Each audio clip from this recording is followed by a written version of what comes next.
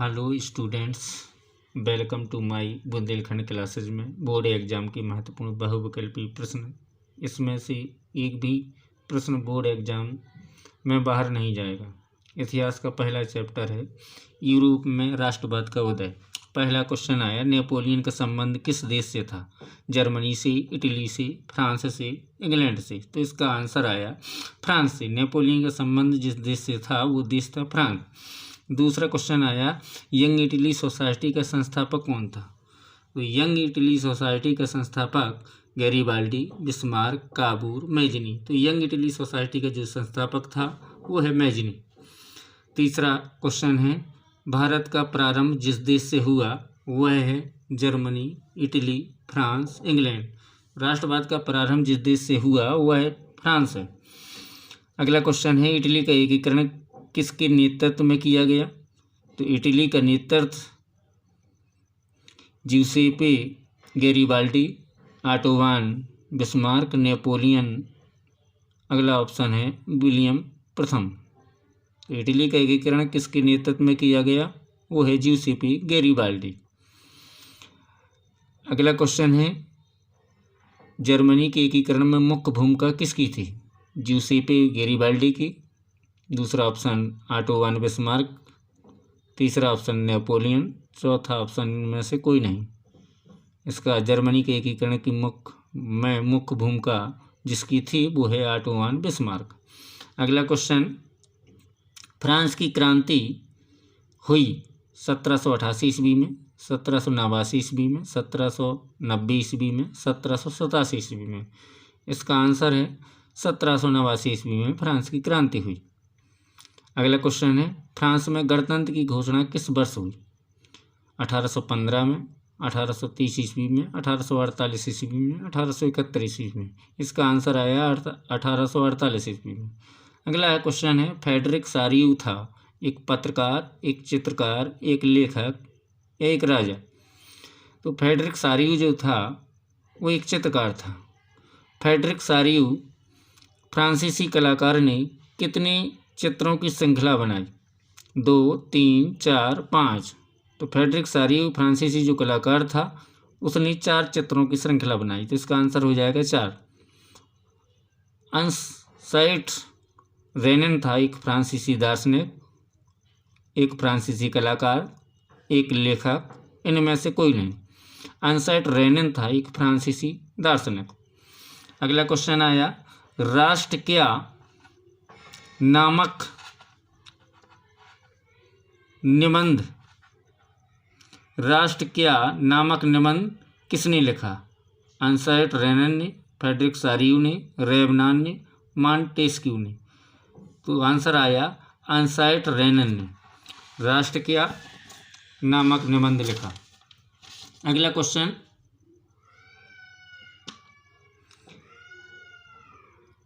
State general थी France की पुरानी संसद, फ्रांस की नई संसद, फ्रांस का एक संगठन, उपरोक्त में से कोई नहीं। स्टेट्स जनरल थी फ्रांस की पुरानी संसद। अगला क्वेश्चन आया, रेबमान जो जैकोबिन दल का सदस्य भी था वह था एक पत्रकार, एक चित्रकार, एक राजा, एक लेखक। तो रेबमान जो जैकोबिन दल का सदस्य भी था वह था एक पत्रकार। लोगों को अपनी आज़ादी मुट्ठी में कर लेनी चाहिए, यह कथन किसका है? फ्रेडरिक सारियू का, अंसाइट रेनन का, रेबमान का, रूसो का। लोगों को अपनी आज़ादी मुट्ठी में कर लेनी चाहिए, यह कथन है रेबमान का। नागरिक संहिता अर्थात नेपोलियन की संहिता कब बनी? 1804 ईस्वी में, 1805 ईस्वी में, 1806 ईस्वी में, 1809 ईस्वी में।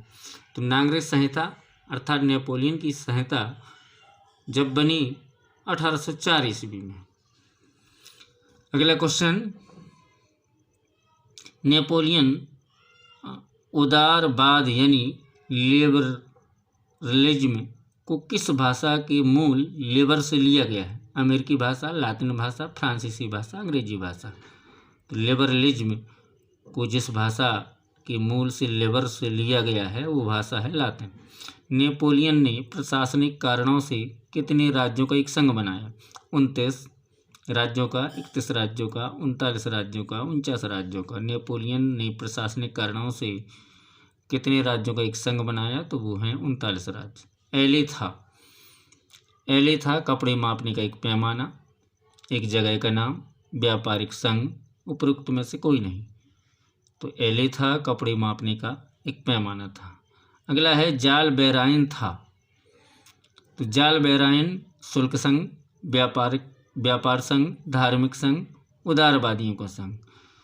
तो जाल बैराइन था शुल्क संघ। आंसर इसका आया शुल्क संघ। अगला है जाल बैराइन का गठन 1834 में किसकी पहल पर हुआ? जर्मनी की, प्रसा की, फ्रांस की, इटली की। जाल बैराइन का गठन 1834 में प्रसा की पहल से हुआ। आंसर इसका आया प्रसा। अगला है वाटरलू के युद्ध में नेपोलियन की हार कब हुई? 1815 ईस्वी में, 1816 ईस्वी में, 1817 ईस्वी में, 1820 ईस्वी में। वाटरलू के युद्ध में नेपोलियन की बुरी तरह हार हुई थी। यह 1815 में हुई थी, क्योंकि वाटरलू का युद्ध 1815 ईस्वी में हुआ था। तो इसका आंसर आया 1815 ईस्वी। अगला है वियना कांग्रेस सम्मेलन कब और कहाँ हुआ? तो 1815 वियना में, 1816 जर्मनी में, 1817 फ्रांस में, 1820 अमेरिका में।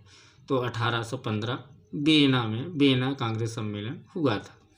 अगला है वियना सम्मेलन की अध्यक्षता की मेटरनिख ने, मेजनी ने, गेरिबाल्डी ने, नेपोलियन ने। तो वियना सम्मेलन की अध्यक्षता की मेटरनिख ने। अगला है मेटरनिख कौन था? फ्रांस का चांसलर था, ऑस्ट्रिया का चांसलर था, एक क्रांतिकारी था, जर्मनी का चांसलर था। तो मेटरनिख जो था वो ऑस्ट्रिया का चांसलर था। अगला क्वेश्चन आया 1815 के पश्चात फ्रांस में किस वंश को बहाल किया गया? बूर्बो वंश को, नेपोलियन वंश को, राजवंश को, इनमें से कोई नहीं।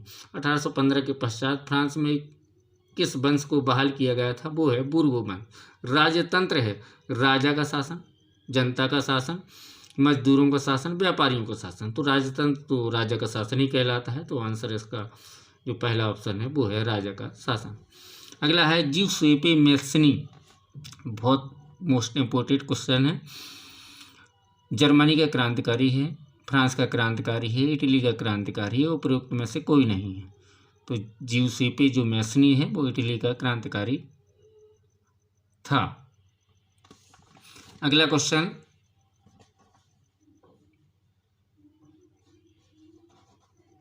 निम्नलिखित में से किसका कथन है कि जब फ्रांस छींकता है तो पूरे यूरोप को सर्दी जुकाम हो जाता है? काबूर का, बिस्मार्क का, मैस्सिनी का, मेटरनिख का। इसका आंसर आया मेटरनिख का। कुश्तुनत्रिया की संधि कब हुई थी? 1832 में, 1838 में, 1839 में, 1840 में। तो कुश्तुनत्रिया की जो संधि हुई थी वो 1832 ईस्वी में हुई थी। अगला क्वेश्चन है 1832 में यूनान किससे अलग होकर एक स्वतंत्र देश बन गया? ऑटोमन साम्राज्य से, फ्रांस से, जर्मनी से, इंग्लैंड से।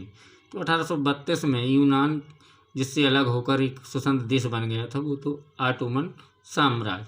अगला क्वेश्चन है रूमानीवाद एक आंदोलन था, राजनीतिक, सांस्कृतिक, धार्मिक, आर्थिक। रूमानीवाद एक आंदोलन था सांस्कृतिक। इसका ऑप्शन दूसरा वाला हो जाएगा सही, सांस्कृतिक। फ्रांस की क्रांति के समय फ्रांस का राजा जो था उसका नाम लुई 16वां था या लुई 15वां था, लुई फिलिप था या विलियम था। तो फ्रांस की क्रांति के समय बूर्बो वंश का जो फ्रांस का राजा था वो है लुई 16वां।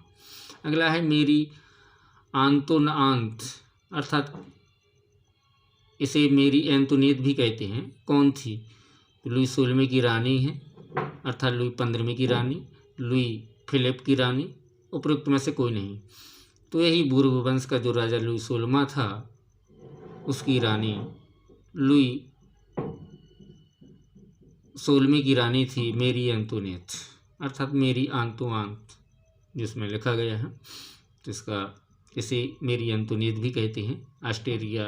ऑस्ट्रिया की राजकुमारी भी थी और इसकी पत्नी थी, अर्थात लुई 16वें की रानी थी। नेपोलियन की पराजय कब हुई? 1814 में, 1815 में, 1816 में, 1817 में। नेपोलियन की जो पराजय हुई थी वो 1815 में हुई थी। जर्मनी का एकीकरण कब हुआ? जर्मनी का एकीकरण जनवरी 1869 में, 18 जनवरी 1871 में, फरवरी 1872 में, मार्च 1873 में। तो इसका ऑप्शन दूसरा वाला सही है, जनवरी 1871 में जर्मनी का एकीकरण हुआ। अगला क्वेश्चन आया, निम्नलिखित में से किसे 1871 में जर्मनी का प्रथम सम्राट घोषित किया गया? विलियम प्रथम को, विलियम द्वितीय को, विलियम फेडरिक विल्हेम प्रथम को, फेडरिक विल्हेम चतुर्थ को। तो 1871 में जर्मनी के जो प्रथम सम्राट घोषित किया गया है वो विलियम प्रथम है।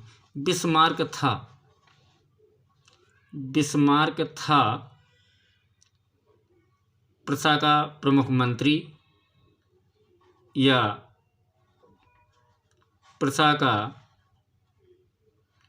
इटली का प्रमुख मंत्री या जर्मनी का प्रमुख मंत्री, फ्रांस का प्रमुख मंत्री? बिस्मार्क था प्रशा का प्रमुख मंत्री। वर्षा स्थित है फ्रांस में, इटली में, जर्मनी में, इंग्लैंड में। तो वर्षा है फ्रांस में स्थित है। अगला क्वेश्चन है, संसदीय प्रजातंत्र की स्थापना किस देश में सर्वप्रथम हुई? तो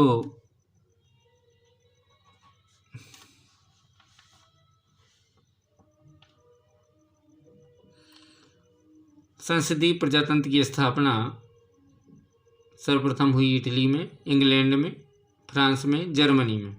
संसदीय प्रजातंत्र की स्थापना जिस देश में हुई वो देश है